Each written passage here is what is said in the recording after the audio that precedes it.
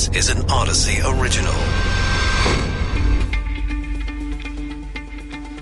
This is the War in Ukraine Daily. I'm Charles Feldman. I'm Mike Simpson from the KNX Audacy studios in Los Angeles. Today, the Russian offensive continues. There is some optimism about peace talks between the two sides. Ukraine's president makes a powerful and emotional plea for help to a joint session of Congress. We talked to a Ukrainian who's fled Kyiv about that speech from President Zelensky. President Biden responding to Zelensky's speech with $800 million in military aid, but he says a no-fly zone is a no-go. We start with what's happening on the ground in Ukraine. Russian and Ukrainian officials say there is progress in the peace talks, but Russia's onslaught continues. Journalist Phil Idner is in Lviv in western Ukraine. Phil, the president did come out and call Vladimir Putin a war criminal today. Doesn't have much of an impact on the actual war, though. Well, probably not. It may affect the negotiations that you mentioned earlier, but as far as the strategic and the military situation on the ground here, it's unlikely to change, but it's interesting that President Biden would make that statement on the same day that we learned that a representative from the International Criminal Court in The Hague was actually here on the ground and has begun an investigation. We mentioned also the aid package, more than $800 million, more air defenses, more anti-tank defenses. The no-fly zone is still a no-go. The jets are still a no-go. How fast is some of that stuff making its way into Ukraine, if at all? Because we keep mentioning every week, more support's coming in, more support's coming in. I mean, do we know if it actually is getting there? Yes, we do, actually. I have seen photographic evidence repeatedly, stuff that's being put out by the Ukrainians, of course, but also just people on the ground here that I know going through checkpoints, and I have seen what are called these in-laws, these anti-tank weaponry that is being sent in by the thousands by various NATO member states. So that is actually physically on the ground here. We are told that more drones are being brought in. But yes, from President Zelensky's speech to Congress, we did hear him asking for jets, but also asking for more anti-aircraft weaponry, in particular the S-300 anti-aircraft weapon system, and something that the Russians have said if that gets sent in here, it will be seen as a serious escalation. Okay, so the U.S., Great Britain today, NATO consistently no to a no-fly zone. That being said, if the Ukrainians get enough of the right equipment, could they, on their own, in your view, create a de facto no-fly zone over their country? Well, I'll tread delicately here because you're asking me to look into a crystal ball. However, having said that, there is clearly a battle for the skies happening here in Ukraine. Over the weekend, we saw that heavy attack at the airfield and the training base just outside of where I am in Lviv here. We heard the air raid sirens as a result. But, you know, the Russians attacking with cruise missiles to an airfield, well, you don't do that unless you're concerned about Ukrainian air power. Now, we're well into our third week of war here, and if the Russians are still struggling to keep the Ukrainians from having any kind of accessibility to air power, it just shows that they don't have air dominance. What in these peace talks is showing the most promise right now? Well, you know, reading the tea leaves and some of the things that the negotiators and in particular Foreign Minister Sergei Lavrov has said, it looks as though the thing that folks are most hopeful for in the negotiating teams is a new stated position of neutrality that would allow the Russians to not fear that border that they share with Ukraine being utilized by a NATO-friendly state. It's been floated the idea of maybe turning it into kind of an Austria situation, which is not a NATO member state, but of course is a European state, independent and on its own. So that looks like it's something where progress is being made. However, at the end of the day, we're still talking about territory here, and the Russians have seized an awful lot of it, both now and back in 2014, that the Ukrainians want to see returned to them. Journalist Phil Ittner back with us from Lviv. Phil, thanks. It was an emotional morning in Washington as Ukraine's President Zelensky addressing a joint session of Congress. He asked for more aid, including a no-fly zone, while invoking Pearl Harbor and September 11th. Most of his address in Ukrainian with a translator, and then they played a video with graphic images of the war, including badly injured civilians and children running for cover. Out of the video, he did finish in English. In the end, to sum it up, today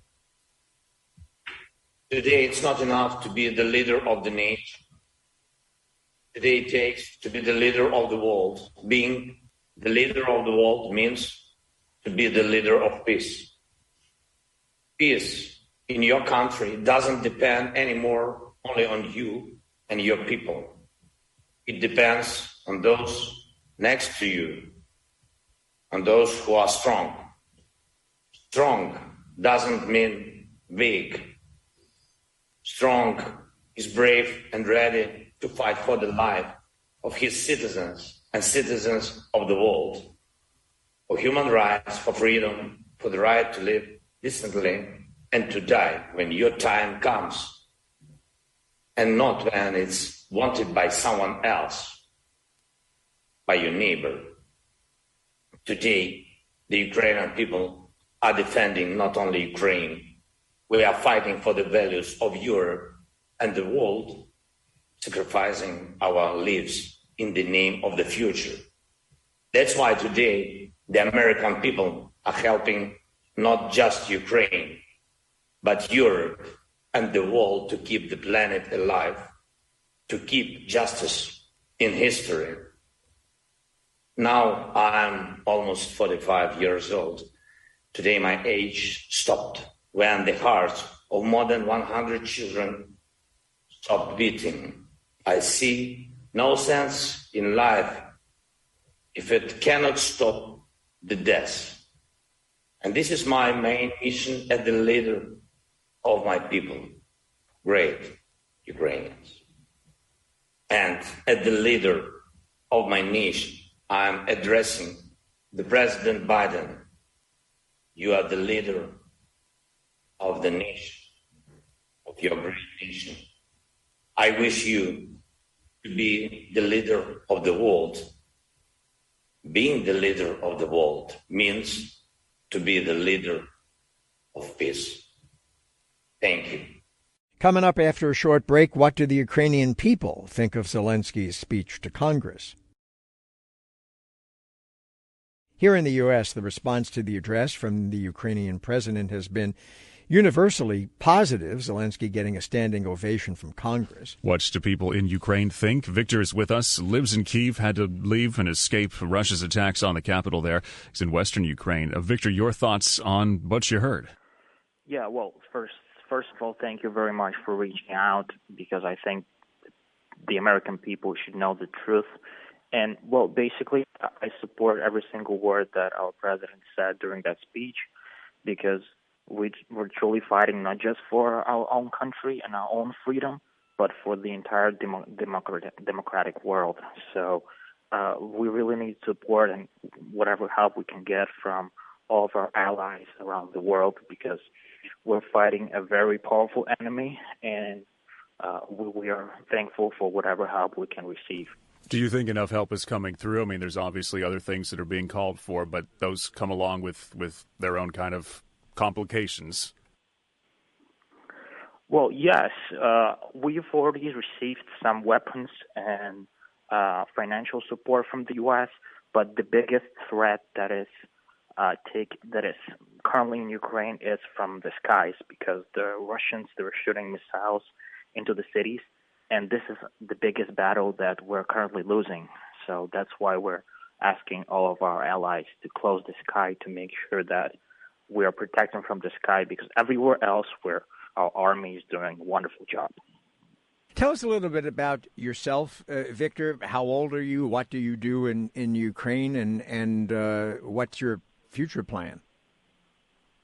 Well, I'm 25 years old. I was working in the finance industry, but now I don't currently have a job because A lot of the companies had to close due to martial law and war taking place. So basically right now I'm just deciding what to do next. Currently, my full-time job is basically volunteering. I help fundraise for the Army because this is our main priority right now, that all of our guys have everything they need, so all of their needs are covered. Plus, I'm also helping fight the Russian propaganda. So I'm trying to report all the different websites that are just saying false and just some false statements in terms of Ukraine. And also I'm trying to support our cyber forces as well. So this is what I'm doing right now. Take us through some of that in some more detail.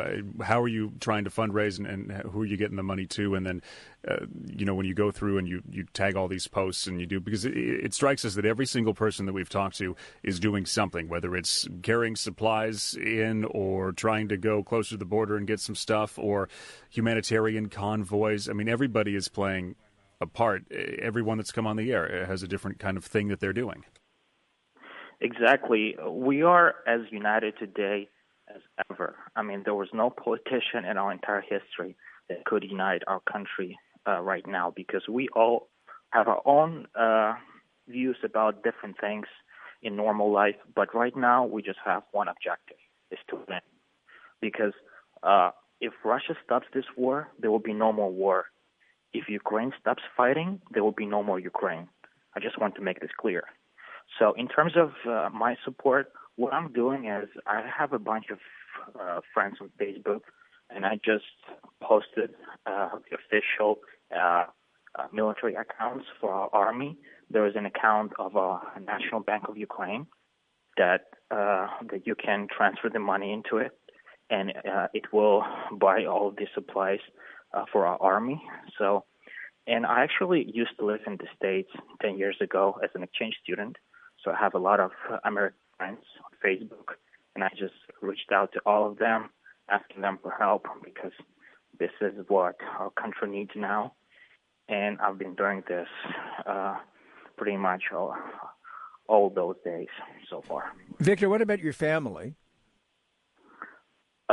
Yes. So basically, I was born in Kiev, and I lived there, but we had to move to Western Ukraine because I worry about the safety of my relatives. So that's why we decided to move. But who's with you now? I mean, are you with who? How many members of your family? Yeah, so basically I'm here with my grandma, my mom, and my aunt. And what were things like in Kyiv at the time that you left? So we left 2 days ago. We were there all this time before that.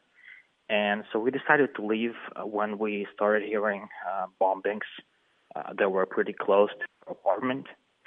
And since it's really not safe to stay there, and my current job is helping Army, and I can do this pretty much from everywhere, and I was very concerned about the safety of my relatives, we decided to move temporarily into the Western Ukraine.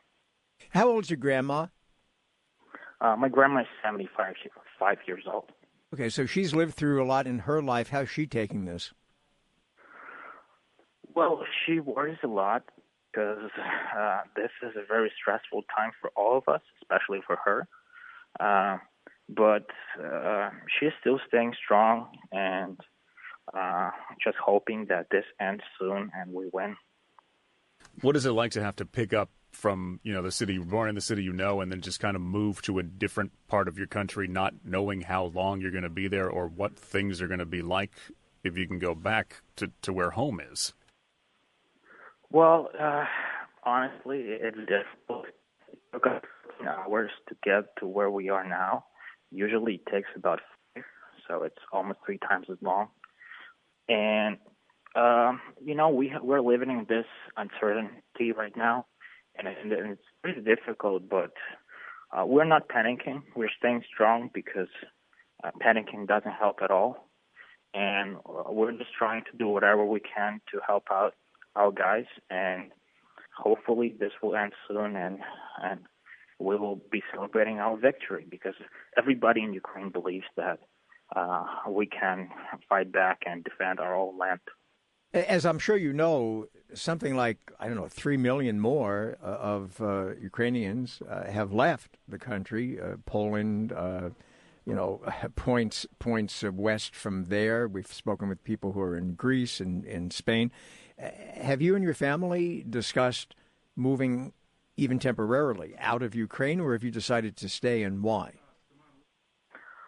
Well, we're talking about this because we don't know whether Western Ukraine will be safe 1 week or 2 weeks from now, because this war is just unpredictable. So this might be a possibility, especially because of Grandma, because she's pretty old, and we worry about her mental health and all that kind of stuff. So this is not out of the question. We started off talking to you about the speech your president gave. How much does it mean to people that he has stayed put when he's been given options to get out of town, to get to maybe where you are, somewhere safer than Kyiv, but he's stayed exactly where he is? Well, first of all, we need to understand that Kiev is a strategic place for our enemy, and they will be doing pretty much anything they can to kill more civilians and just push harder. But when it comes to Zelensky, obviously he is the president. He has his own bodyguards, and his security is taking care of his safety. When it comes to us, we don't have private bodyguards and nothing of that sort, and we can't really protect ourselves from missiles.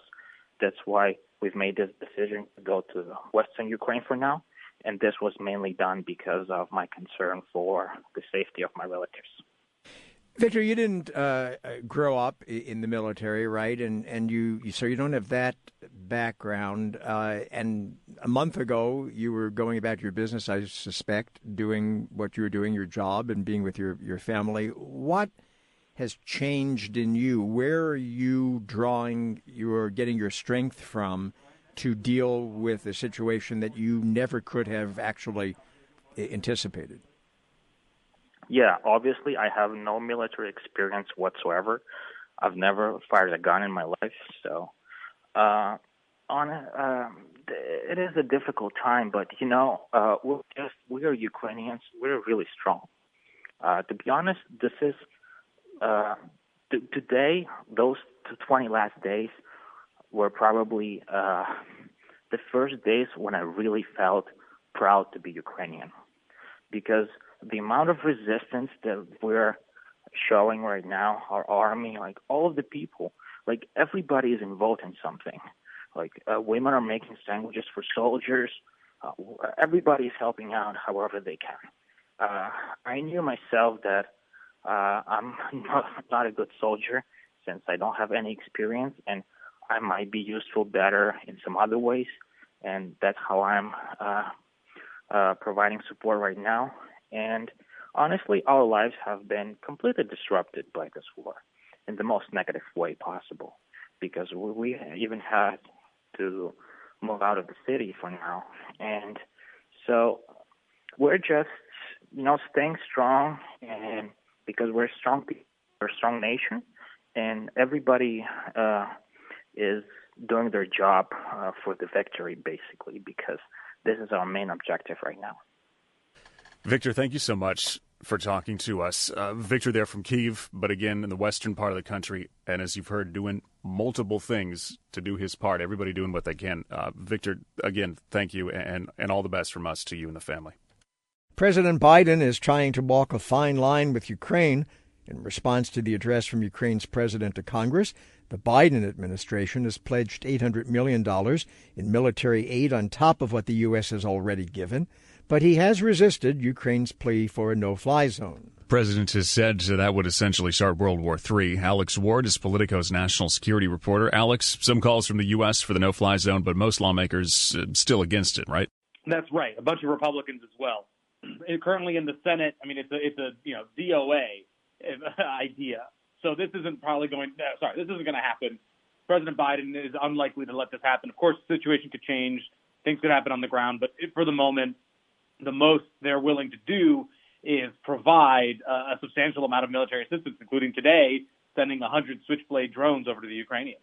Yeah, and in the beginning of the show, we were talking with a reporter in Ukraine, and I raised the question, and I'll ask you the same thing, whether there is some thinking perhaps in Washington that, there are no-fly zones and then there are no-fly zones.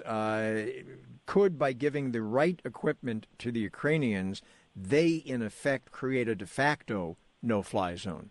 Well, the drones, the 100 Switchblade drones, are not going to patrol the skies. They're basically mortars. They're smart mortars that you can fly up and fly back down towards a tank and destroy it. So there's no Predator type drone that we're providing, as far as I know at the moment, that could patrol those skies.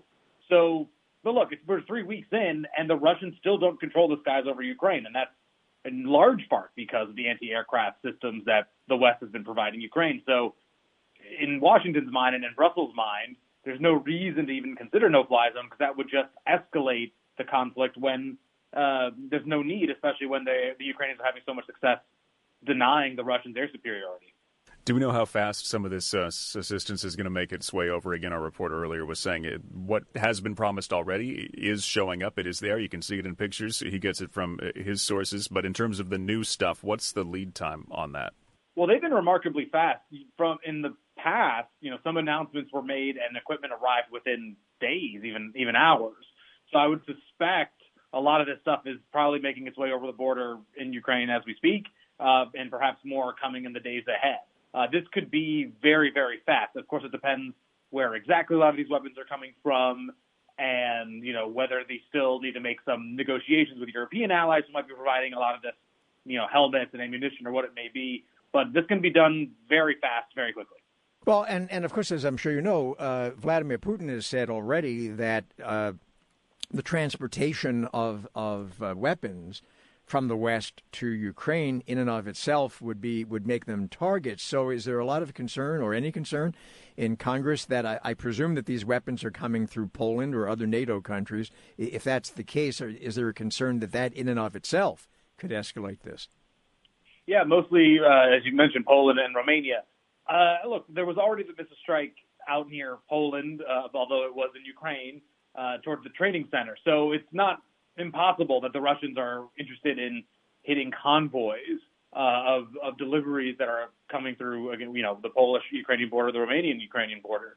That's why everyone's quite quiet about where these weapons are getting in and how they're getting in, because no one, they don't want it to be a target. But it is very possible that the Russians are considering escalating the conflict by hitting these convoys. It's a threat that made not only recently, but really since the start of this conflict. So it's been a concern, but clearly, the U.S. and the West are not deterred. They're going to keep providing the weaponry even in the face of that threat. Yeah, there's making threats, then there's the ability to actually do things. There were reports earlier this week actually putting a number of days on how long the Russians could go without a whole bunch of resupplies. They're running out of foods. That's why they asked China for all the MREs. What do we know about the status of the force that they've got in there? Well, there's a lot of them. It's almost the entirety of all the troops that the Russians pre-staged outside of Ukraine before the invasion started. And we know that they really only had enough equipment and logistics and food and medicine for about a 2 to 3 week or so operation. As we even reported today, there was a State Department cable that mentioned there was a cache of uniforms that were Russian uniforms that were expected to be used for a victory parade that the Ukrainians found in western Ukraine, indicating that the Russians really thought this would be a fast mission. Clearly, that's not the case now. Usually in wars like this, roughly around the 3 week mark, you see a fighting force stop and resupply and get its logistics right. That's where we are now. And people I'm talking to are saying part of the reason the Russians are stopped or stalled is, of course, the Ukrainian resistance, but also that they are trying to figure out their logistics and their resupply and get more material. So this is maybe a strategic pause in the Russian on the Russian side, and we might see an advance ahead where they might have more of the stuff that they need. You know, and looking at the images of the speech this morning, the virtual address from Zelensky to members of Congress, Republicans, Democrats together, it appearing to be very, very unified. Anyone guessing in Washington how many more seconds that unification is going to last for? I expect it to last for quite some time, namely because, there's a belief that Ukraine is worth fighting for and worth supporting, but cracks are starting to show, of course, in the way that people are talking about it. Alex Ward there, Politico's national security reporter, anchor of National Security Daily. Alex, thanks. You've probably seen the video online, a brave Russian journalist protesting the war live on a state-owned television station, holding up a sign saying no war, and they are lying to you. Well, now she's speaking out after she says she was detained by Russian authorities for 14 hours. She says she felt like she had to do something because she was ashamed to work for a TV station that produces what she calls Kremlin propaganda. This is an Audacy original. Find us on the Audacy app, Apple Podcasts, Google Podcasts, and Stitcher.